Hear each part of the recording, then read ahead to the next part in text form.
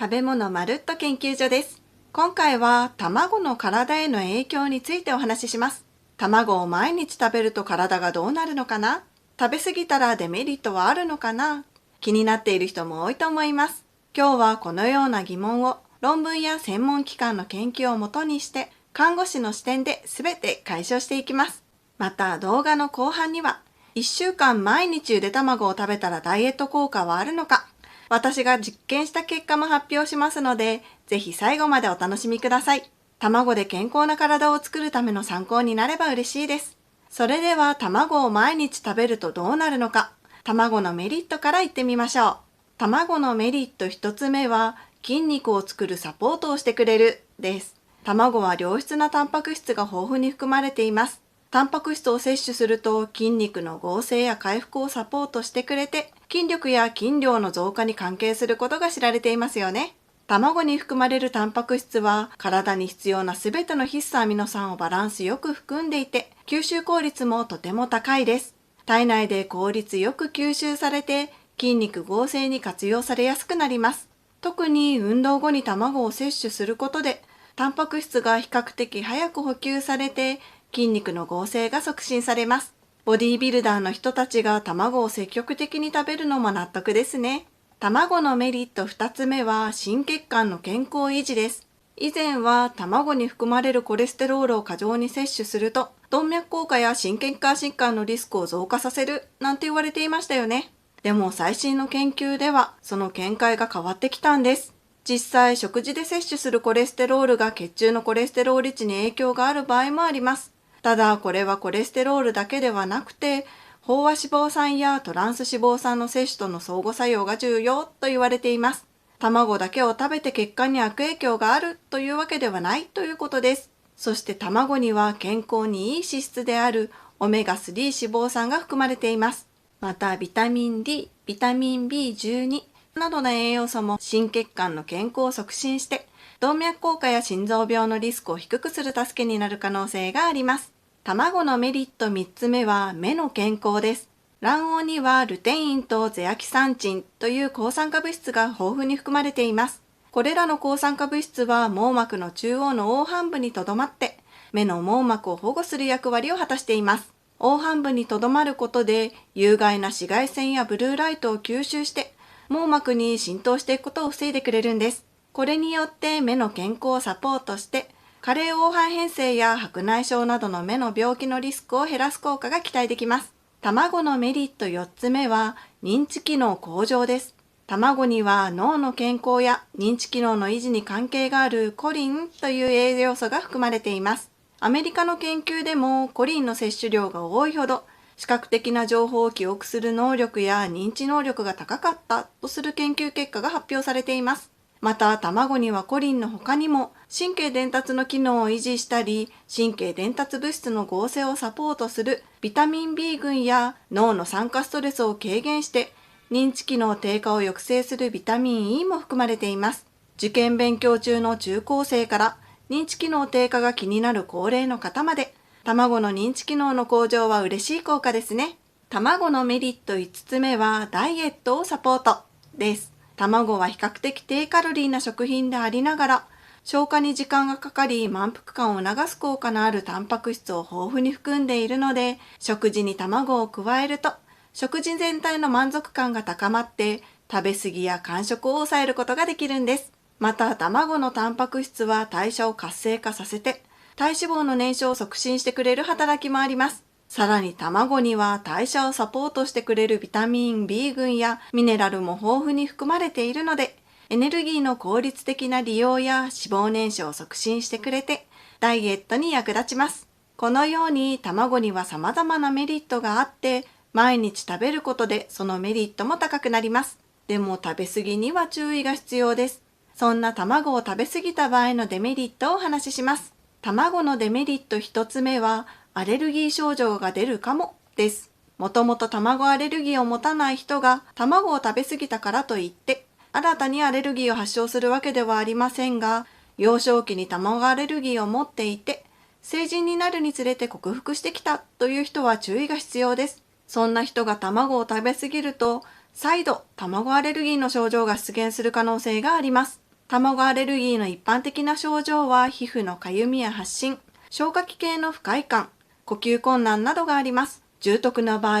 アナフィラキシーショックを起こすことも。症状は人によって変わってきますが、アナフィラキシーは命に関わることもあります。卵製品に敏感、もともと卵アレルギーがあったなんて人は、卵の過剰摂取は控えた方がいいですね。また、医師と相談のもと、卵の摂取目安量を決めておくと安心です。卵のデメリット2つ目は、心血管疾患のリスクです。卵の卵黄にはコレステロールが比較的多く含まれています。卵を食べ過ぎることでコレステロール摂取量が過剰になる可能性があります。最新の研究では、食事中のコレステロール摂取量が直接血中コレステロールに影響するわけではないと言われています。ただ、食べ過ぎには注意が必要です。特にもともとコレステロール値が高い人や心血管疾患を患っている人、高血圧の人はより症状が悪化する可能性があります。卵のデメリット3つ目は過剰栄養摂取です。卵は栄養素が豊富な食材ですよね。簡単に栄養補給ができるので人気です。ただ、卵を食べ過ぎることで特定の栄養素の過剰摂取につながる可能性があります。例えばビタミン A やビタミン D です。ビタミン A は皮膚や粘膜の健康を維持してくれたり、免疫機能の強化にも働きます。ただ、摂取しすぎると頭痛や吐き気、嘔吐、めまい、皮膚の乾燥、骨の異常な成長などが引き起こされる可能性があります。また、妊娠中に大量のビタミン A を摂取すると、胎児に悪影響を与えることも。また、ビタミン D はカルシウムの吸収を促進して、骨や歯の形成、維持に役立ったり、免疫機能の調節や筋肉の機能向上などのメリットがあります。ただ、摂取しすぎると問題も生じてきます。カルシウムを吸収しすぎで血中カルシウムレベルが上がって疲労感や筋力低下、関節痛、消化器の異常、精神症状などが起こる高カルシウム血症を引き起こす可能性があります。また、腎臓へ負担がかかって腎結石や腎臓の損傷を引き起こす可能性もあります。このようにどんなに体にいい食材でも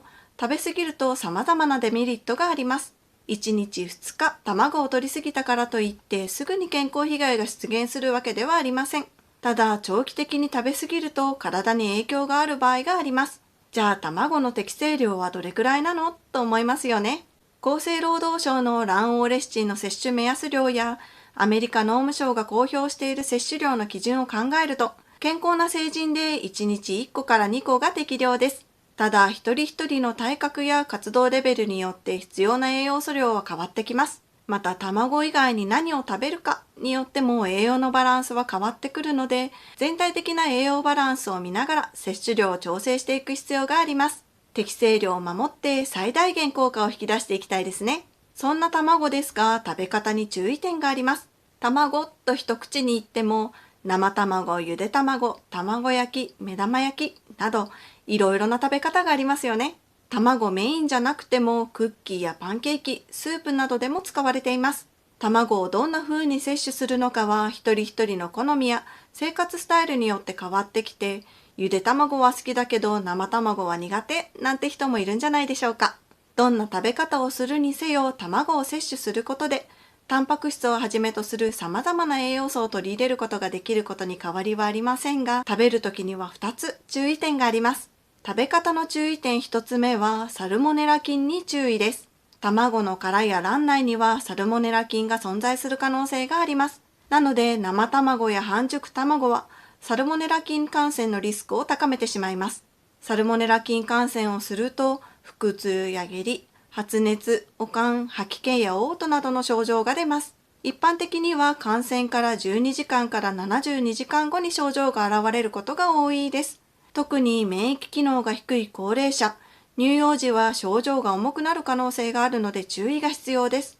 卵の表面をきれいに洗う、卵を割る前に手を洗う、卵白と卵黄が完全に固まるまで調理するなどの対策をとっておくと、サルモネラ菌感染のリスクを減らすことができます。食べ方の注意点2つ目は、賞味期限に注意です。あまり意識していないと、冷蔵庫にある卵の賞味期限を気にせず使ってしまうこともあります。ただ、古い卵は品質が低下して、細菌や病原体の繁殖リスクが高まっています。卵の賞味期限は、卵が安全に食べられる期間を示していて、卵が包装された後、2週間ほどになっています。ただし、賞味期限はあくまでも目安です。卵の新鮮さを保証するものではないので注意が必要です。じゃあ、新鮮な卵を見分けるにはどうすればいいのか。まずは視覚的にきれいかどうかが大切です。ひびなどの亀裂がある卵は細菌や病原体が侵入しやすくなっています。表面がきれいで汚れがないものを選びます。そして匂いを嗅いで、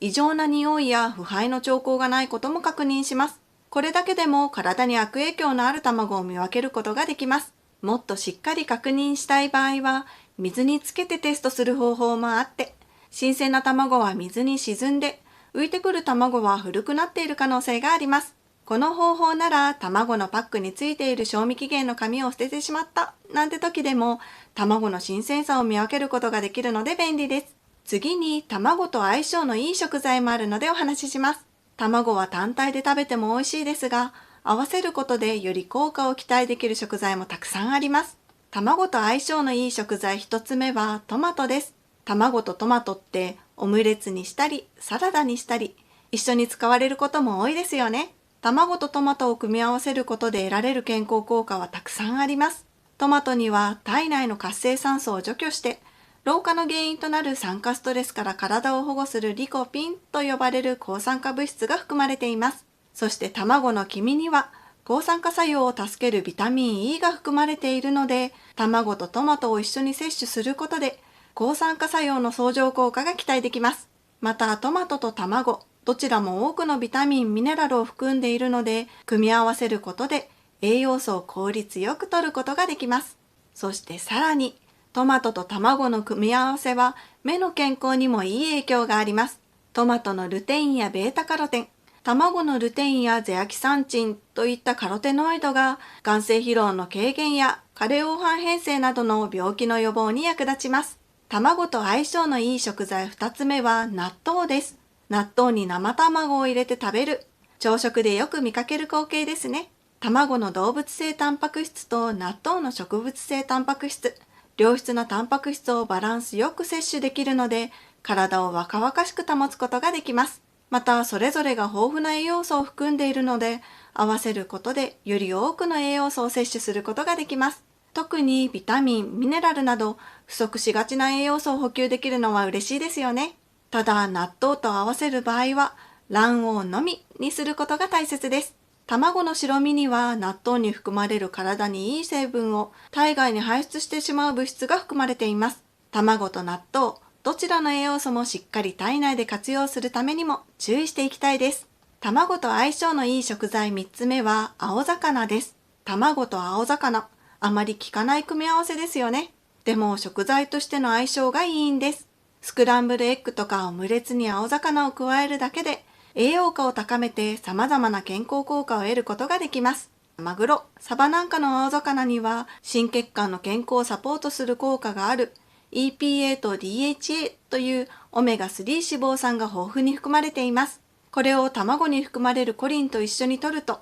オメガ3脂肪酸の吸収と効果をアップすることができます。また脳の機能に必要な栄養素であるコリンと青魚に含まれる脳の発達と認知機能の改善に関係があるオメガ3脂肪酸を一緒に摂ることで脳の健康もサポートしてくれるというわけです。心血管を若々しく保って認知機能の改善もしてくれる。高齢の方にも嬉しい効果ですね。最後におまけ企画。1週間毎日卵を食べるとダイエット効果はあるのかの実験結果を発表します。実験の内容は毎日朝にゆで卵を1個食べる。特にその他の食事は意識して制限しない。1週間毎日続ける。これで体重がどう変化するのか調べてみました。実験は私と男性の協力者1名で行っています。その結果は私も協力者の男性も残念ながら体重に変化はありませんでした。毎日1個だと目に見える効果は感じられないのかもしれません。